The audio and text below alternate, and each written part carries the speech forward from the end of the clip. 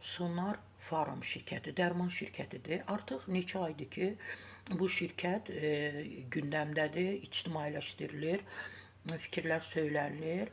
Şirkətin yaradıcısı, ilk yaradıcısı, təsisçisi İş xanımı Mahirə Əsədovadır. Bəli, ikinci onun bir şəriki var, 50% paya sahib olan Elnur İskəndərovdur. O da hazırda həbsdədir. 10 saylı cəza çəkmə müəssisəsində saxlanılır. Bəli.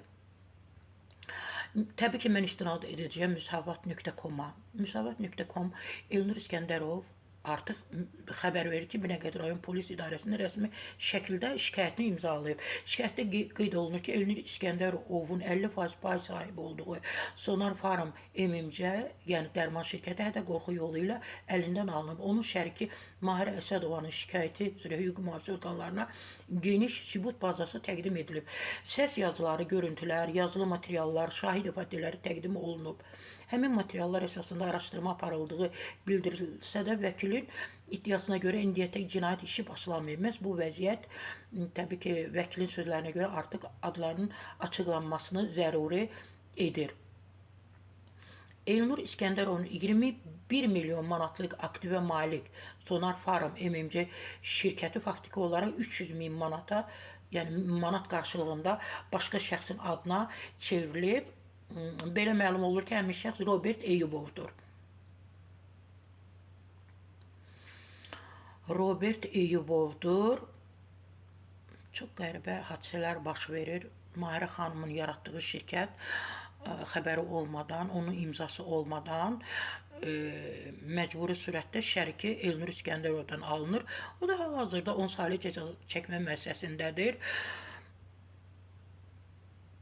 Məsələnin diqqət çəkən tərəflərindən biri də budur ki, şirkətin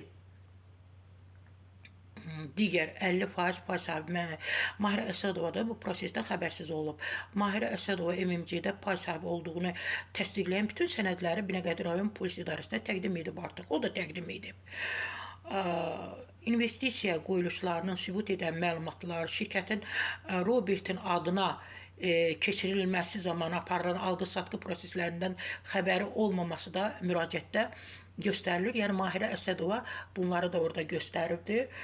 Mahirə Əsədovanın fikrincə bu faktlar sahibkarlıq hüquqlarının kobud şəkildə pozulmasıdır və araşdırma obyektiv aparılarsa ciddi hüquqi nəticələr doğrula bilər. Mahirə Əsədova deyib ki, yaxın günlərdə ölkə rəhbərliyinə rəsmi müraciət ünvanlanmağa, Sonar Farm MMC şirkətinin ətrafında baş verənləri pay sahiblərinin iradəsi olmadan aparılan əməliyyatları ətraflı şəkildə göstərəcək.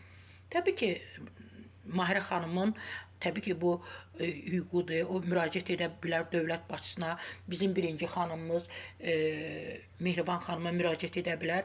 Təbii ki, burada Mahirə xanım Əsədovanın da hüquqları pozulub. Elnur İskəndərov da həmçinin, yenə də qeyd edirəm ki, Elnur İskəndərov hal-hazırda cəza çəkmə müəssisəsindədir, 10 saylı cəza çəkmə müəssisəsində cəza çəkir. O da müraciət edib Binəqədi rayon polisinə, polis bölməsinə, polis şöbəsinə deyərdim ki,